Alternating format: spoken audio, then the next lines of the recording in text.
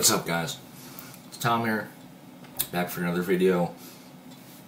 Originally I was going to do a Funky Friday out of this album, but obviously it's not Friday, so I kind of missed the way on Friday. So I'm going to do a review, I guess, probably my first and last effort on this channel. So the album I wanted to talk about originally was this album, People Under the Stairs album from last year, 2014, 12-step program. It's their 9th album overall. It does come on color vinyl. This is a blue translucent with some black in it, some black streaks and stuff, and some other blue streaks. Pretty cool looking.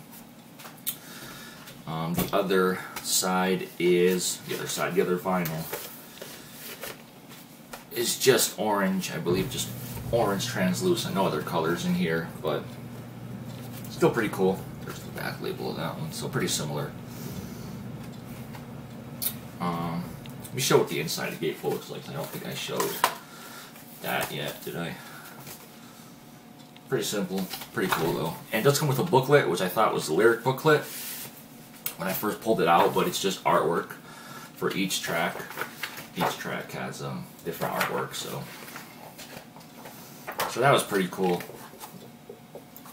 Maybe I think the lyric booklet might have been better, in my, personally in my opinion, but still pretty dope. So let me just get into the album here. The production is a lot different, I think. Not a lot, but it's different than their last two albums, kind of going back more towards their earlier style production, which I like a lot. I'm kind of going back towards Next Step and Question in the Form of an Answer, OST. It's no live instruments on this album, no live instrumentation. I think this is only their second album they've ever done that doesn't have live instrumentation. It's sample-based, all sample-based, which is pretty dope too. I really like the way they used samples in this album. Really well placed, and just they didn't overdo it. They're just used right, you know.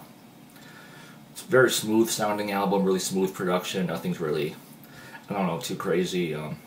If you guys hear it, you know what I mean. So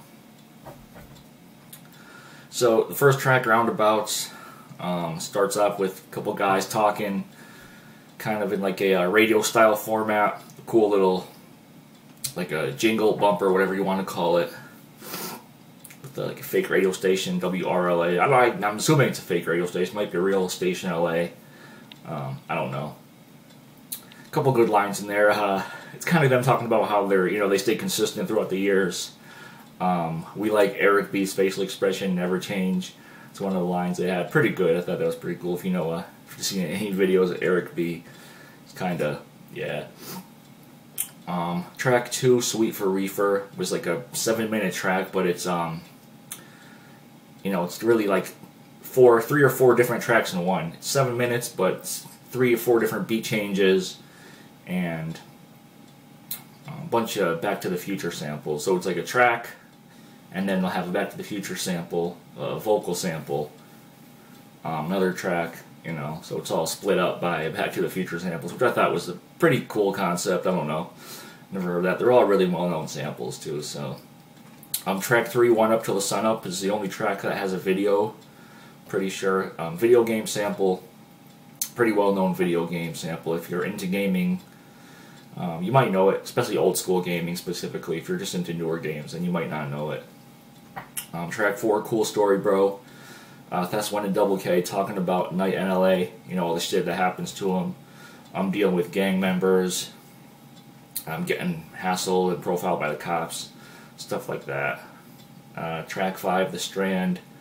Pretty nice mellow beat on this one from what I remember.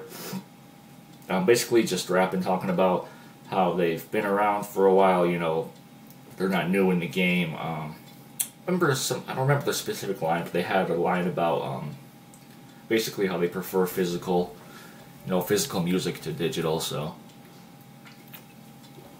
let's see. Track 6, LA Nights. So it's talking about LA. Pretty smooth beat on that one, pretty nice vocal sample. Track 7 was Get Hip. Sorry if I'm looking down, I'm just looking at the track list here.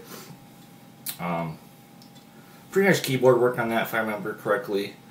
And I think Test 1 he had a line about Minecraft and Bad Brains in the same verse, so that was, I don't know if any other rap group will rap about something like that. Track 8, Pictures on My Wall, which a lot of people don't like, I noticed. They don't like that track, but I didn't mind it. I thought it was alright. A pretty interesting vocal sample there. Kind of two samples in one, because you had a Raekwon sample and also another vocal sample, which I don't know what it's from.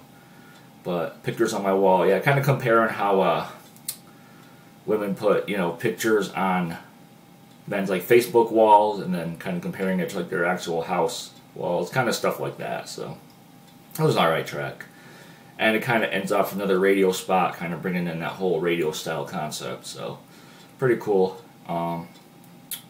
And the last couple tracks here, 10, 9, 10, 11, were kind of inspirational. Well, 9 is breakup music, song about breakup. Not really one of my favorite tracks, but still cool.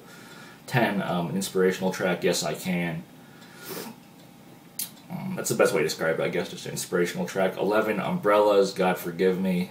Track about just having fun in life and just not caring, you know, doing what you want. And track 12, Dr. Feelgood, might be my favorite track in the whole album. One of my favorite tracks. It does have the Dr. Feelgood sample from, yes, it does have that sample. I'm sure you guys know that.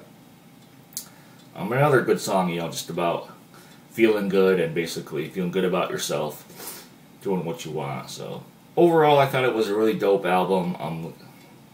Like I said, it was my favorite album of the year. If you've watched my top list for last year, then it was my favorite album. So I know I've said this before about this group, but it's true. One of the most consistent groups in hip-hop, in my opinion. They hardly ever really disappoint. Like, they had one track on this whole album which I wasn't, you know, a huge fan of, and it still wasn't a bad track. So yeah, I don't really know what else to say about this other than I kind of went through some of the tracks, and like I said, the production's all pretty smooth, pretty cool. A lot of different nice sample work, so that's it, I guess. Thank you very much for watching, guys, and I'll be back soon with another pickup video. So, peace.